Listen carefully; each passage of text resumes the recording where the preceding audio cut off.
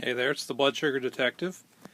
In this video I wanted to talk a little bit about the blood sugar testing strips, what we use, kind of how they work, and some tips on how to use them, and some things that we learned that we didn't know from going through our diabetes education or through our trips to the doctor's office.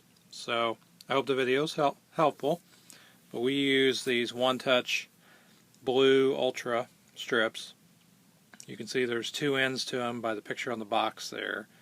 The bottom end is the one that goes in the meter, and the top end is where the blood sample goes in. And if you're ever curious about how these worked, the glucose in the blood, what it does is mixes with chemicals on the strip, and it creates an electric current that can be measured, and the more glucose, the stronger the current, and that's how the meter figures out what your blood sugar is.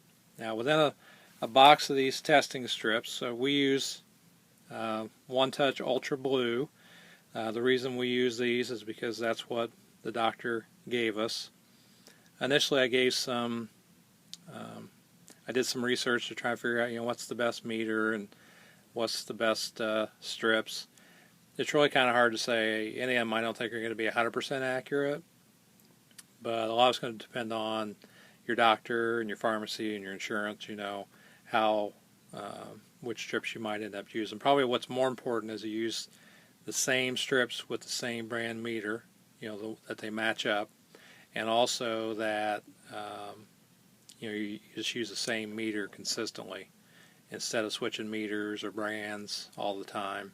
That way you can get results. Ultimately, your A1C over time will probably tell you if your strips are doing the job they need to do. Also, when you're in the doctor's office, you can maybe take a blood sample while you're there with your meter and compare it to what the doctor's office does. But inside a box, you're going to find vials. These vials have the test strips in them, and also you're going to find some instructions here. And I always find it handy whenever we get any diabetes supplies, medications, or whatever, they come with instructions to read those.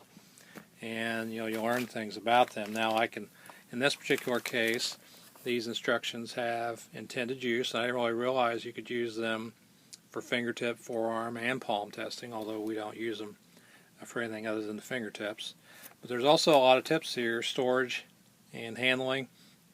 You want to keep them below 86 degrees, so you don't want to have them in hot, sweltering weather. Leave them in the car. We keep ours in the dark in a cabinet, and our house is usually about 75 degrees year-round. You don't want to refrigerate them. You want to keep them in the vials, and you don't want to mix the vials. You don't want to leave the vial open. You want to keep the vial closed. So take the strip out when you get it, and close the vial back up to keep the open air away from the strips. Evidently that might contaminate them. What we try and do, especially if we've had a low blood sugars, do that with clean hands to keep the glucose on them. But if your hands are clean, you can handle the strips any way you want. It won't affect the reading, but you want to keep liquids and that kind of stuff off of there too. When you do your test, you don't want to reuse the strips, and you want to take the testing strips and dispose of them because they've got blood on them that needs to be disposed of properly. Now, these vials here, they're going to have a couple numbers on them. One is this code 25, so when you do your meter, you'll want to have that match up the code. And also there's a control range down at the bottom there. In this case it says 110 to 147, and so when you calibrate your meter with some control solution, that's one of the most important numbers. And then also there's an expiration date on the vial, which is also on the box. You'll find it on the box here.